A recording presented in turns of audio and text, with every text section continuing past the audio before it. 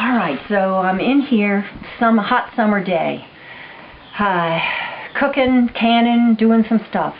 My son comes on, running on in. Mom, there's a snake out at the rabbit house. So put on the long rubber boots, because that's what you do around here when you got snakes and stuff like that. Big around his arm. Yeah, so I run in, he says to me, Mom, there's a big old snake up at the rabbit house. He says, it's as big as my arm. It's as big. And I'm going like, yeah, right, you know. Put on the boots, go get the gun, and, you know, run on up there to the rabbit house. Sure enough, there's this snake that I swear, honest, I'm not kidding you, like this big around. And guess what? It's a rattlesnake, because it's got the rattles, and it was, you know, doing its thing. So I blast the thing away, take it up to the garden, chop off its head, and leave. Bring the snake on down. This right here used to be in just a nice big porch, open porch, and I had a great big huge table on here that I did all my skinning and tanning and, you know, all that kind of stuff. So, you know, bring it on down here, just start, you know, taking the meat off, filleting it, getting my skin, because I wanted to make a lampshade out of the skin, and chop off its rattles. 13 rattles, I'm telling you. I mean, we're talking a big sucker on this guy and everything. So get all the entrails and throw them in a bucket and leave the meat, you know, the meat that now is laying on the table along with the hide and everything, put in the bucket, walk on back up to the garden because I want to, you know, bury everything. The head's still there, you know, with his eyes looking at you, and it's just there. No body, no nothing or anything like that. So I've got the shovel with me, and I go like this to the head, and that mouth opens up and clamps down on the shovel, and all this venom all running down. No body, no nothing. Okay, well, that's a lesson right there, right? Okay, so go, okay, bury that guy, bury him deep, and so he gets all buried. I come on down, come through the house, onto the porch. My meat is gone off the table. It's gone. At the time, we were milking a lot of cows, and we had tons of cats that loved, you know, getting the milk from the cow.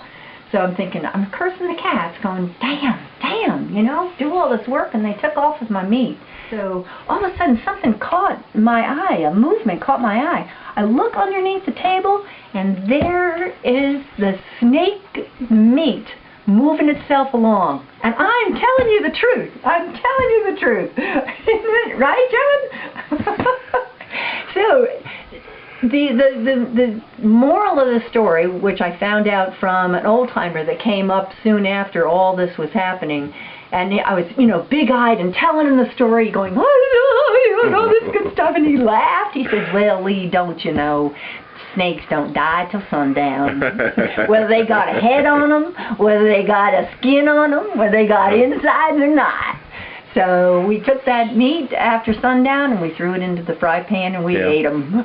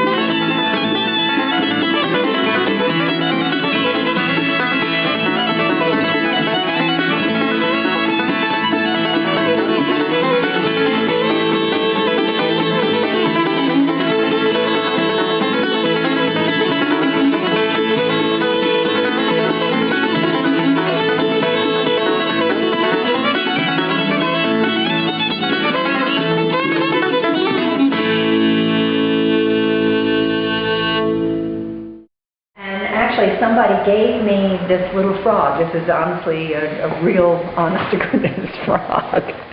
And so I found this piece of wood, which is sort of cool. And the very first thing I thought of, that it looked like a tongue. So I incorporated the wood and the frog and the gourd, and the name of it is There's a Frog in My Throat. I'm doing a series of masks, but I'm also doing lights. Look at this, Jeff. Is this the cutest? Look at this. Oh, it's gourd. Yeah. And this is the way you change the bulb. There you go. This here is the bottom of the gourd. Okay. So there you go. Is it the cutest? I like it. And here's my series of masks. Mm-hmm. This is Bad Hair Day. See Bad Hair Day? But all the different ones. Local Artists Gallery. There are quite a few artists in the Clinch Valley where I live, and we all just sort of do our thing and everything. And a neighbor said, "Hey, for a Christmas thing or for a holiday happening, how about if we all just get together at my house and just bring the things that you make and everything like that." So several of us came and we did our thing. And then, the next day, it was like, you know what, let's take this to town. This building was vacant, and I called Mrs. Richardson, and I said, "Mrs. Richardson, I am so-and-so, and I have this idea about doing a gallery with all the local people representing and running it as a co-op." And she was very quiet, and I thought, oh dear, she's just going to say, forget that. And she was very quiet, and then she said, "That is the best idea I've heard from my store ever." And so that's how we all got started. No, I never studied art, but I guess there's art in my person or something, because I've always really enjoyed design, and I'm very visual, so I'll look at something and see color and see design and things like that. So. Well, I was born in Missouri, and then my father was killed in World War II, and so then my mom moved to New York, and so I was raised in New York. Mm-hmm. But right after I graduated from high school, I came down to Virginia. When did you move here? 1971. Oh, okay. 1971. What brought you here? Dropping out. Went to Woodstock, and realized that there was that we could do this. Mm-hmm. Just drop out and join the countryside. Well, I went to college in Virginia Intermont in Bristol, Virginia, and knew how fantastic the people are here, and how visually beautifully this countryside is. So just got into a car and drove on down and plopped ourselves into Rogersville, and I just thought to myself, this is where I want to live. Mm-hmm. This is where I want to have my kids. This is where I want to live. So, what was it about this place that you liked? A couple of things. The big thing, I think, the people. The people were so wonderful. So what I wanted to be is, generous with your time and not pass judgment on you, and because we were sort of known as the hippies, and yet they just took us as being at face value there. Mm-hmm. And then visually, look at this. Yeah. Have you ever seen so many colors of green in your life? And I think that this ground is so terrific. I think that the water here is just so delicious, and everything about, the topography is just fantastic. This is a 200-acre farm. When we first got here, it was 90 acres, and then over the years, different pieces came up next to it. We worked one of the farms, Mrs. Solomon's farm, and then when she was too old and she moved to town, she sold it to us. So we sort of accumulated as we went. The story behind the house. This looks like something out of a fairy tale. It does, doesn't it? Yeah. I'm Sleeping Beauty here. Waiting to, dig it down the vines and find me. It started as being just a cabin, a 16 by 24 cabin, and it's all rock underneath here, and then beams or trees that we just cut down off the farm, and those were the beams for the in the ceiling, and the neighbors just kind of built it like the pioneers built it, didn't you? Oh yeah, with axes, and honestly, it's, when you see inside, you'll see very much what I'm talking about. Neighbors brought us stuff.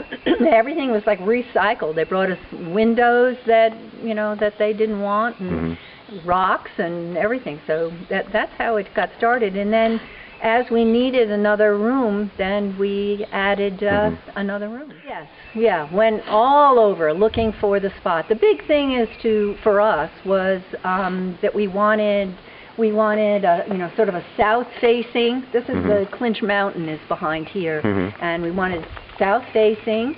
We wanted water, which is right down there. We have a spring, and we just dug it out, and we've got a spring. So we didn't want to be able to have to carry water too far. Wanted privacy, so you look totally around here, and yet it's very open in a way. So the trees were very important to us too. I really loved wood, and so I really got into the wood carving and wood building things, and just really getting into that. So your house became kind of a palette, is that right? Oh, definitely. Wait till you see inside. I can't wait to show you. And not only for myself, but the house became a collection of things that people have made and have given, not so much to me, but just to add to the house. So the house has evolved from not just my effort or John's effort, but from everybody. Young calls it the museum. Young is my son, and he calls it the museum because so many people have added to this place, and I like that. And little kids that will make me something, 30 years ago, I still have that in there, and they come back as an adult and go like, I can't believe that you still have that thing I made you.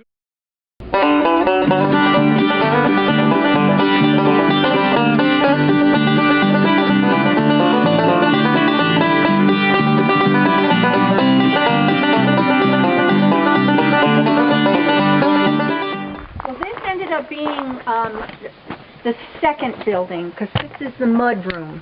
And when you farm, and you can leave it open. When you farm, I don't know if you've ever done any farming. Oh, a little bit. I tell you, talk about the wintertime mud and manure and everything else. So I got so that I just couldn't stand all this stuff in the house itself, because it was just, it was just like this endless thing. We were milking cows, and you like things to be clean and everything. So this became the mud room, so that it still has the label. And this is all about the selling of eggs, and this is my little egg setup and things like that. All right. So come on in here. This is the original cabin. I'll turn on some light. So this is like 16 by 24, and then there was a little loft up here, and then this was totally open to the ceiling, and this is where we had a pit here for cooking and things like that. Wow. And and standing in front of here in a bucket and taking a shower and things. Like I said before, everything is recycled. I mean, all this brick came from a house that we tore down in Pressman's home. All the wood stuff you see all came from our farm. All the carving that you see I've done. I got into like making different furniture. You can see the carving there. Carving here. You made a sink out of a tree. Yeah. That's awesome. Yeah. this was one piece, and then, you know, I cut another piece to make the legs on it. Yeah. Let me put this in some water here. And now we have running water. Now, you coated it with copper. And it's lined with copper. Yep. Because it was taking its toll with the wetness. I love this stove. Where'd you get your stove? Isn't that great? I used to be in real estate, and I had this listing of this wonderful lady, and she had to get it. I sold the house, and she had to get it moved, and she gave it to me. She gave it to me. Is it great? That's old school right there. You talk about cooking a Thanksgiving dinner. Is that wood burning? Yeah. And you still use it? Oh yeah. Yeah. That's your only stove? No, I have a little propane. Ah, okay. For heating up stuff and things like that. This is like this is my buddy here. That's for the big meals. Even got the copper line jacket to put your water in, stuff like that. Yeah. Okay. Yeah. Cool. Yeah, it's great. It's great. And you made this table and all these shelves and everything? Made the table. This is my little compost. Yeah. It's the Mick Jagger lips. You know, it has the little vegetables on the legs and things like that. That's neat. Carrots. And this is all some of your artwork here? Yeah. And other people, I mean, or just people giving me things. They'll say, oh, I saw that little picture, and, you know, I saw it at a yard sale, and it just looks like it should be in your house. And I'm going, okay, put it on up there. So that's how sort of so much of this stuff is just people giving it to me. You're almost running out of room, aren't you? Oh, no, I'll just build another room. Yeah, there you go. Okay, how do you like my refrigerator? Is that your full-time refrigerator? This is like we bought this thing, or someone gave it to me 40 years ago. They built things to last back then, didn't they? Using it. They built things to last back then, didn't they? You know, I don't know why people need these great big refrigerators. Why? This was our bathing room for a long time. This was yet another, and I also raised canaries and raised birds out here. And then once we got running water, then we built a bathroom, and this turned into just being, you know. Was that in a bathtub there? No, we had a regular bathtub. Okay. Hi guys. Hi. Say hi. Hi. Now this is kind of a faux stairwell. This here was this most beautiful elm tree that was out back, and it got these. I mean, we purposely put the house in this area because of this incredible elm tree. I mean, this is just a little limb off of it, and the thing died from Dutch elm disease, you know. And so I thought to myself, it was so sad, and I thought, darn it, I'm bringing it inside, and it shall keep on going. So this is a way to get upstairs to the loft. Is this a real stairwell? Climb this tree. You can climb these stairs for real? Oh yeah. So then this became. There's a root cellar. I have a root cellar for my potatoes and all my canned stuff, like right in the mudroom there. So I thought, you know what, I really do need something bigger. And so then I started digging and went, no, forget the root cellar. Let's make it into a really great room. So this was this an outside wall right here? This was an outside wall, and this is underground. The ground comes like here. Oh, okay. So this was a hill that came on down like this. And, you know, then we put this in, and so this was just a walkway that was along like so. But once we started digging and saying, ooh, nice room. Besides, my great-grandfather made this furniture, and which is quite... I was going to ask you about your furniture. How about that? That's cool. When did he make that? 1901, something like that, yeah. Mahogany. Wow. Beautiful. They don't make stuff like that anymore, do they? No, they do not. So I made all the little kid furniture. I really got into that, and then people said, could you make me one? So you know, and just things like, you know, the cupboards and,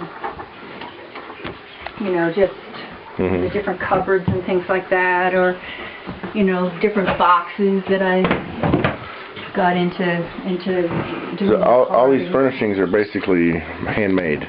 Yes, yes.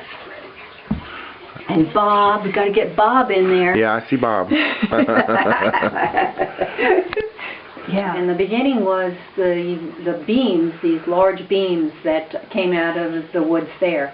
And honestly, I was here by myself at the time, and I thought to myself, how am I going to do this? And I had a book, and I know this sounds really crazy, but it showed you how to cut down a tree. You make a notch, and I mean, it wasn't, because I didn't know how to do any of this. You know?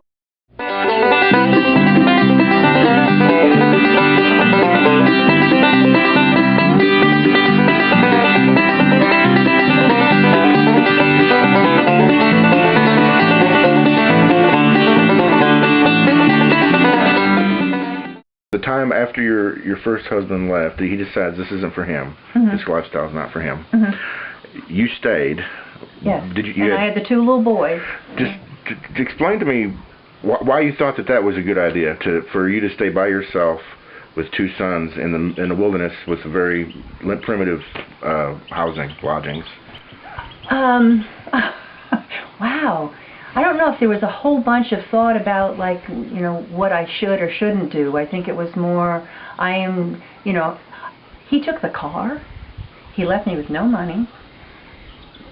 All it was just this little cabin that was right here. And I did actually go down to see if I could get some food stamps and have them help me, and they told me no because I owned the piece of property. I didn't owe anything on the piece of property. So then it was very much of like, okay, now what? I think that a lot of it, Jeff, is that it's in your person to be a survivor. I think I am that person that goes like, I can do this. I'm also, you know, very stubborn.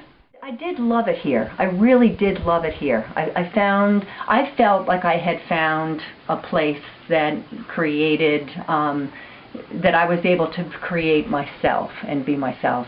I also felt I had these two beautiful kids that I thought, this isn't a bad place to be, and I knew that I knew I could survive. I knew it. I don't know why, but Did you have other options? Actually, I don't think I really did. I sure wasn't going to go back to New York. Who do I go to? My mom and dad? No, that wasn't going to happen. I was sort of running from them anyway, you know, or their rules and their structure and that whole way of life that was in New York that I ran from, that we had talked about earlier. What would be another option? Well, I don't know, town, what would be maybe another, a town and a job. Yeah, and a job. Yeah. No. I mean, I couldn't think of anything that I was qualified to do. I mean, what am I going to do? Well, tell me, how did you live the first year or two, first years? I traded the older people around here. They were very willing to, you know, give me food or pay me to come in and do little jobs for them, or big jobs too. I mean, I remember Clara Jones saying, "I don't mind paying Lee to help me with hay, 'cause, you know, she can fling a bale like no one can," or something like that, and actually, you know, give me, you know, $2 or $3 an hour or whatever. And these were food too. I mean, just these were older food people whose parents, whose children had moved away. So it was pretty much, you know, that they just really took me under wing, and I really liked them a lot. You know, I would rather live with people like that than, you know, people that had a you know, a structure that was not my lifestyle. We had milk cows, so we had our milk, we had made our butter, I made cheese, you know, I mean, think of everything. The milk cows were like the cornerstone.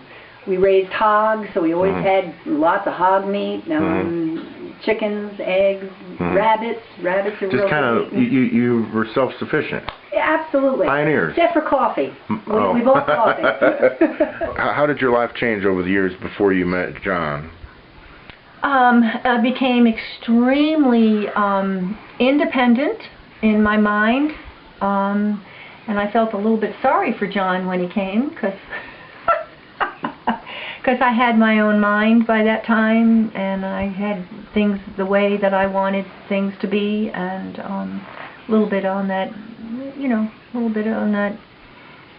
I can do it stuff, and yeah.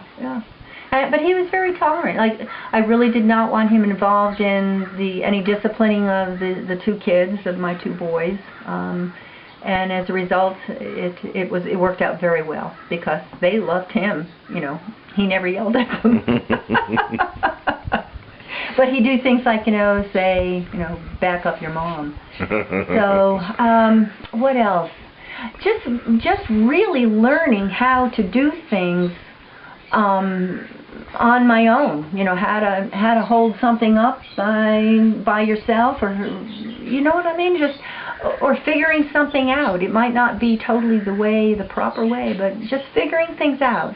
Taking a deep breath. Remember I was saying to you, let me see how to cut down a tree, All right, now you get a book and you go, okay. Mm-hmm. Or, just doing that sync, Well, you didn't have to punch a time card, so you had time to learn. Had lots of time. To teach yourself. Yeah. And it was survival. It was survival.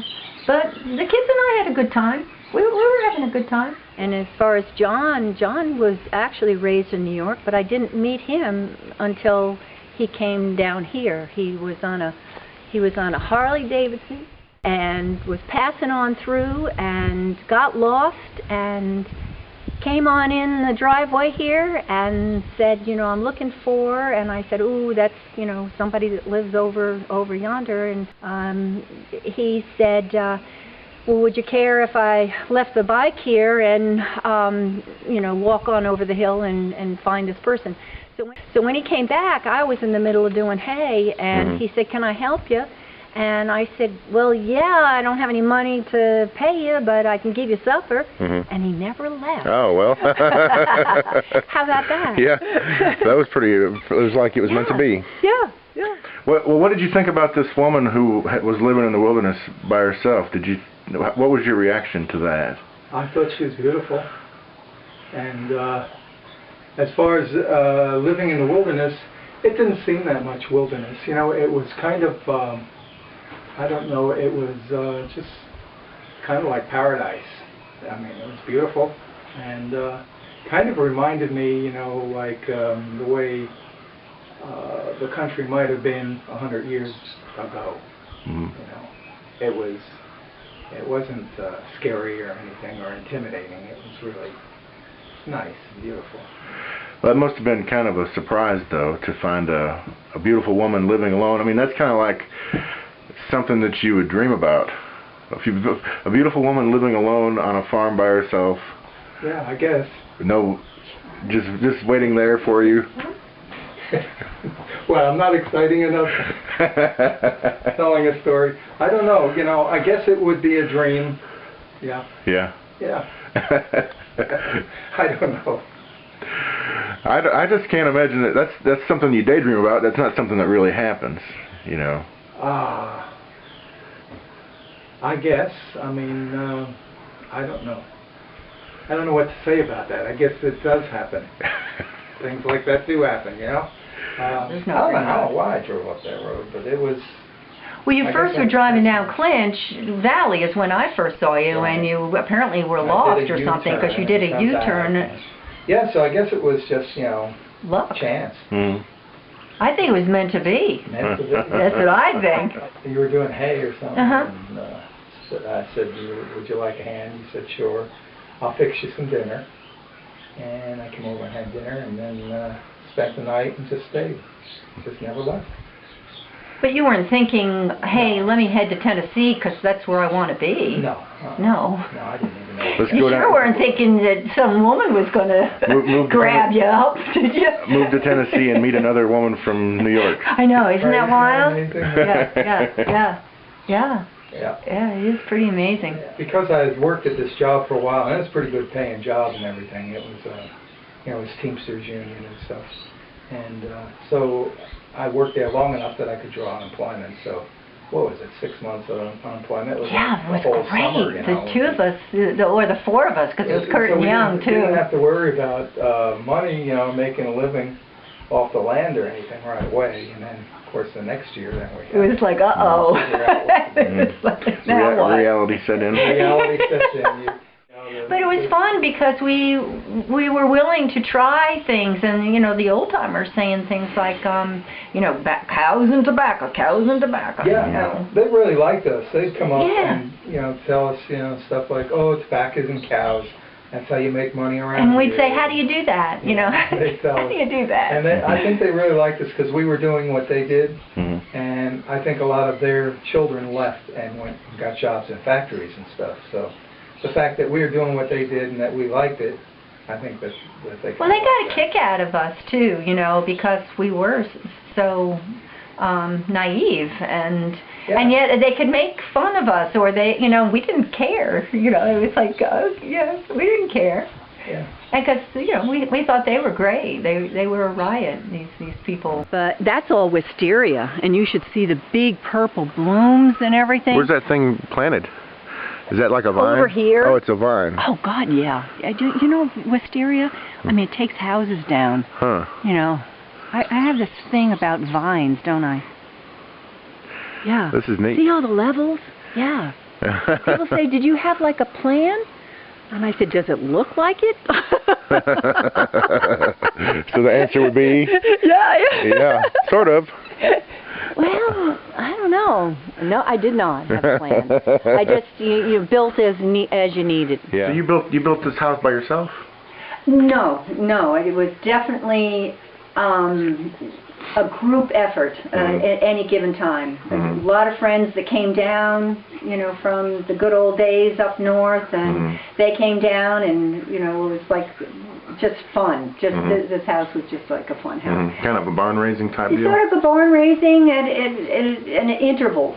You know, that people would all say, hey Lee, you know, how about if we come down, you know, for 4th of July, and 5 people would come, and we'll do a porch, or we'll you know, make something.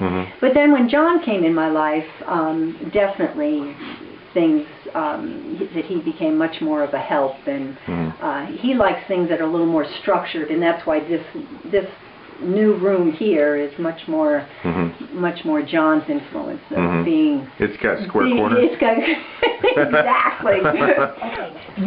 This was an outside door, an outside wall. This is where the stud was for a door to go on into a porch. Okay. Well, the porch fell down. So then you go like, all right, what do I want to do? And I went like, you know what I really would love? I'd love to have a sunroom because I love plants. So, voila! Yeah. No kidding. How about this? Wow. Isn't it great? Nice windows, nice lighting. Yeah. Really great. Really great.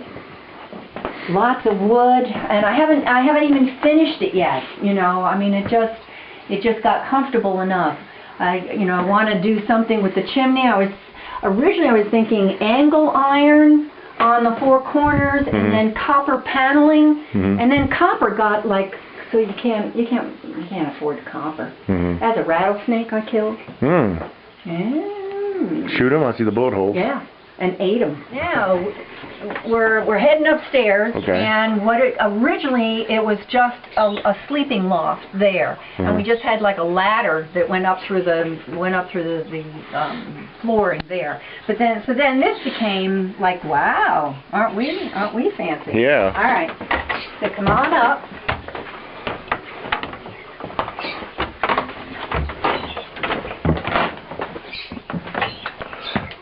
Oh, and so remember I was telling you that there were no interior doors, and that the house that I got the columns from, that they gave me a bunch of doors. And so over the years, different people have said, you know, hey Lee, you have any doors? And I go, yeah. And so they came and they got all these doors. And I thought to myself, my gosh, I need to put a door in my house.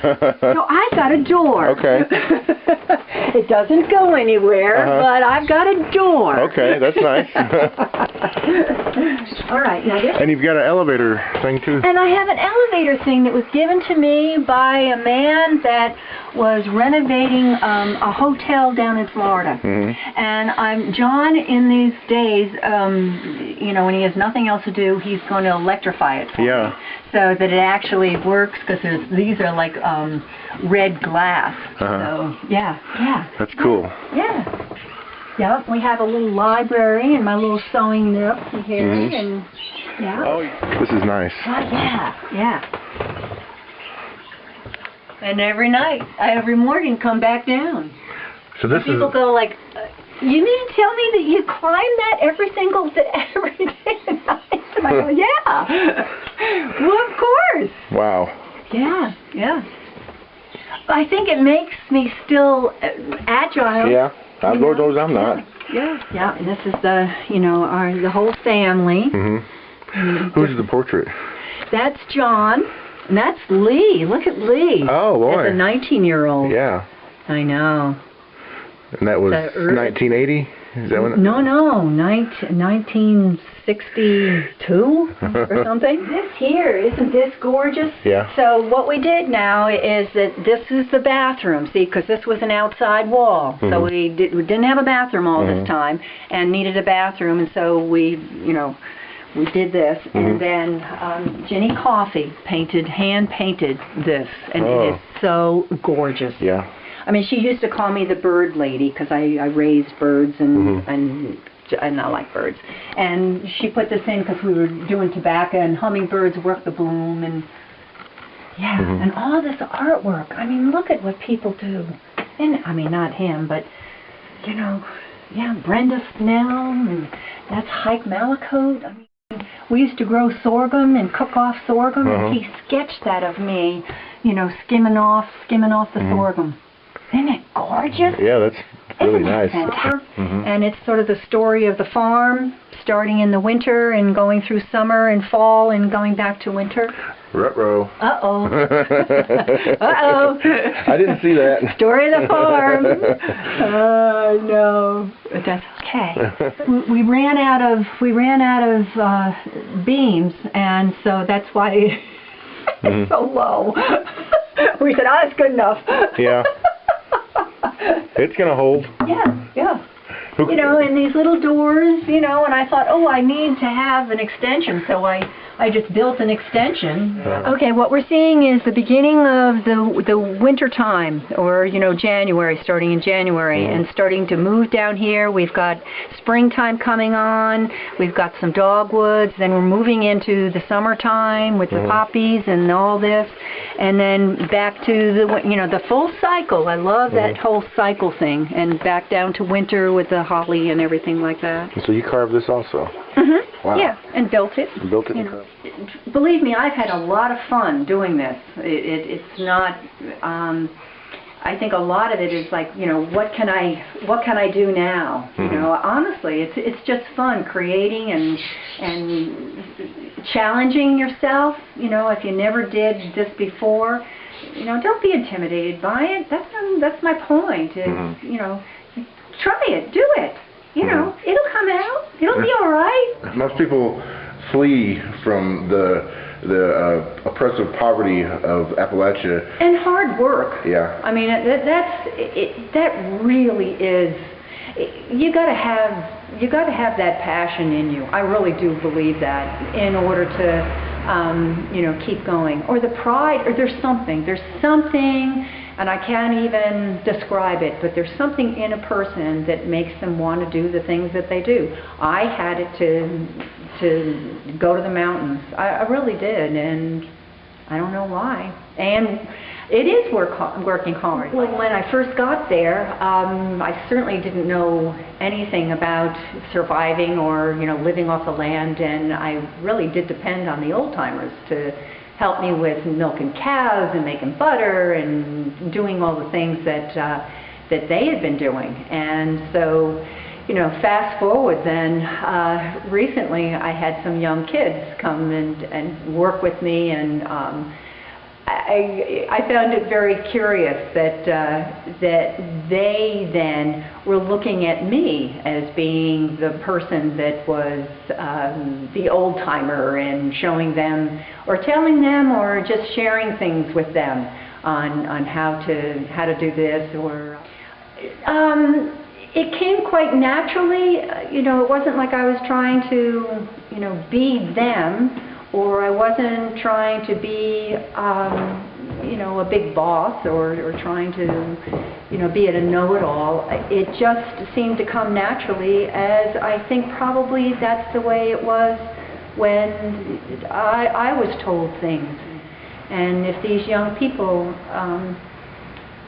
they were the same as I was. I really do feel that it was just sort of passing the baton, and you know, here we are, you know, 40 years later. Oh my gosh, I'm now them.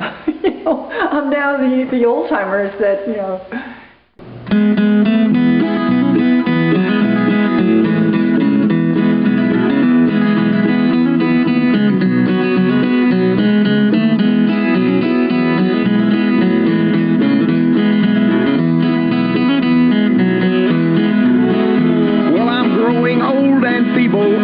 Cannot work no more.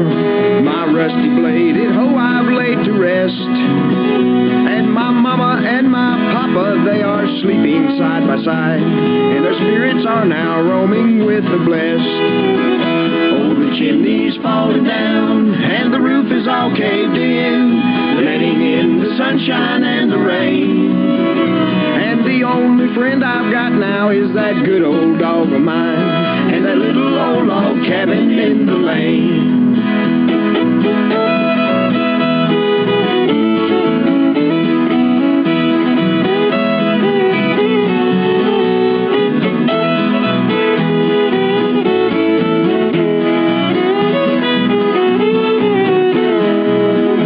Oh, the paths have all grown up now that led around the hill. The fences have all gone on to decay, and the creeks have all dried up where we used to go to mill, and the things have changed their course another way. Oh, the chimney's falling down, and the roof is all caved in, letting in the sunshine and the rain. And the only friend I've got now is that good old dog of mine, and a little old log cabin in the lane.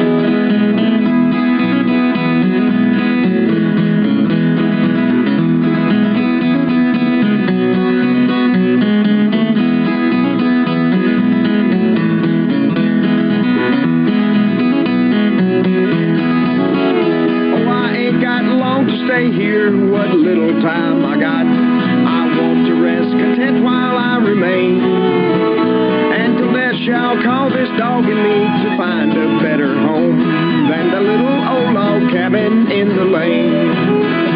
Oh, the chimney's falling down, and the roof is all caved in, letting in the sunshine and the rain. And the only friend I've got now is that good old dog of mine, and a little old log cabin in the lane, and that little old log cabin in the lane.